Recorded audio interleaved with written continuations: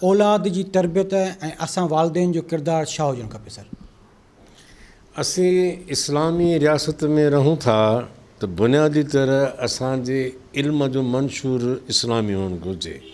पर जीअं त ही उहो मुल्क आहे जंहिंमें सभु मज़हब ऐं सभु ज़ातियूं ऐं सभु फ़िक़े वारा माण्हू रहनि था, उन करे सभिनी जा पंहिंजा पंहिंजा कोर्स पंहिंजा पंहिंजा अंदाज़ आहिनि। पर हुकूमत कोशिशि करे त सभिनी वटि हिकिड़ो निसाब थी सघे थो ऐं उहो इस्लामी हुअणु घुरिजे, इस्लामी रियासत आहे। पर जीअं त कानून ऐं क़ाइदा वरी ॿियनि मज़हबनि जा ॿियनि जा गैर इस्लामियुनि जा अलॻि अलॻि आहिनि, त उन मुताबिक़ ही निज़ाम एतिरो 70 साल 74 साल हली वियो आहे ऐं इन खे हलाए बि सघिजे पियो। पर बुनियादी तइलीम जेका आहे असांखे पंहिंजी माउ जी ज़बान में अचणु घुरिजे, जंहिंजे करे असांखे हर ॻाल्हि सम्झण में अचे।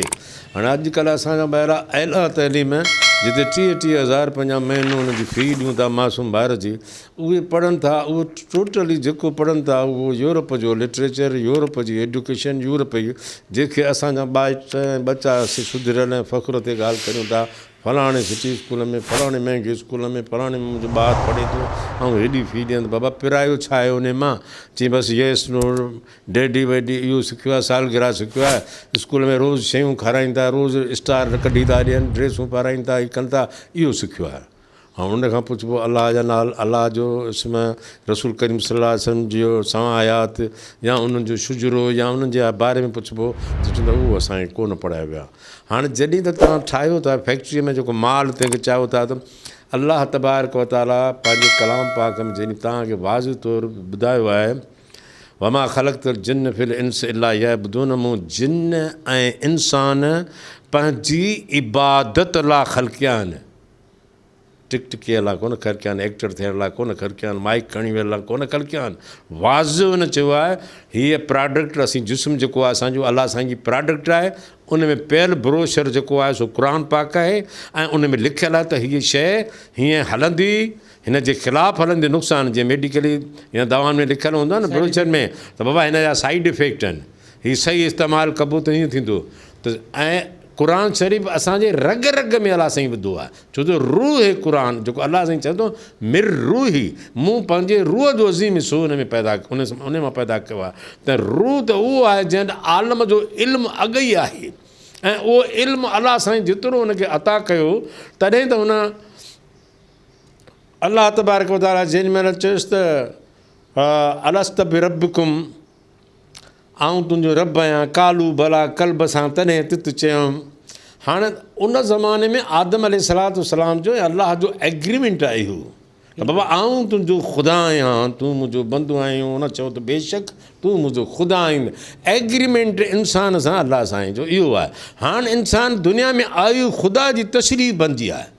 ख़ुदा जी तशरीफ़ अशरफुल मख़लूक़ात आदम अलैहिस्सलाम आहे, जंहिंजे ज़रिए अलाह पंहिंजो लोह महफ़ूज़ जो प्रोग्राम ऐं उन में शार्ट करे इंसान जे किरदार ऐं कलाम पाक में समाए असांखे अशरफुल मख़लूक़ात जो मौज़ो हुज़ूर करीम सल्लल्लाहु अलैहि वसल्लम जे किरदार ज़रिए ॾेखारे खेनि बिज़ात ख़ुदि बेच नफ़्से नफ़्सी जिस्मानी तरह महराज ते पहुचाइण खां पोइ असांखे ॿुधायूं त हिन मुंहिंजे दीन जो इल्मु हीअ आहे, उन ते अमल करण वारे खे आऊं हिन महराज ते पहुचाए थो छॾियां।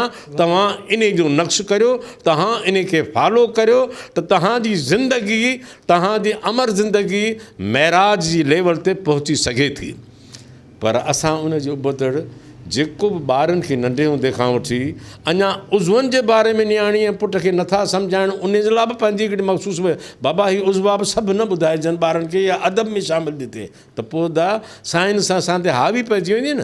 ख़ुदा जी साइंस ऐं मज़हब दीन इल्मु गॾु थो हले, छो त इंसान सां वाबस्तु आहे।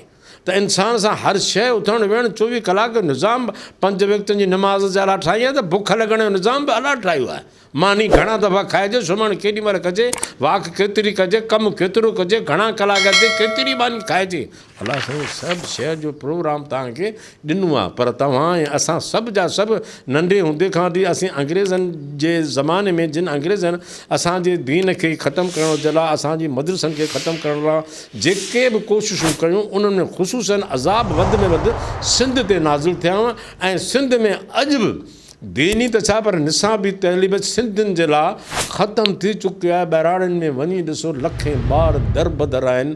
इहो सिर्फ़ु इन करे जो अंग्रेज़नि चयो त असांखे जोड़ाइण वारा सिंधी हुआ, जिन रेलियूं किरायूं, हुर मूवमेंट हलाई ऐं इहे जे पढ़ी पिया दुनिया जे तख़्ते ते त इहे वॾो नुक़सानु असांखे पहुचाईंदा ऐं असांजा ॿिया जेके ग़ुलाम पघारदार मथनि हुकुमरानी पिया कनि इन्हनि खे बि मारे विझंदा।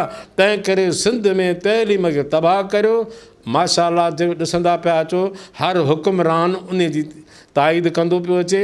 अॼोकी घड़ीअ तोणी अंदरूनी इलाइक़नि जा स्कूल बंदि, ॿार दर बदर आहिनि। जॾहिं त माउ पीउ जो हाणे फ़र्ज़ु थी वियो आहे त पंहिंजे बचे खे इंसान ऐं मुस्लमान ऐं अशरफुल मखलूक़ात बनाइण लाइ पाण इल्मु हासिलु करे पंहिंजनि बचनि खे घरनि में ई इस्लामी तरबियत कनि त इंसान अशरफुल मखलूक़ात ऐं सचा मुस्लमान नेक ॿार सिंध में पैदा थी सघंदा।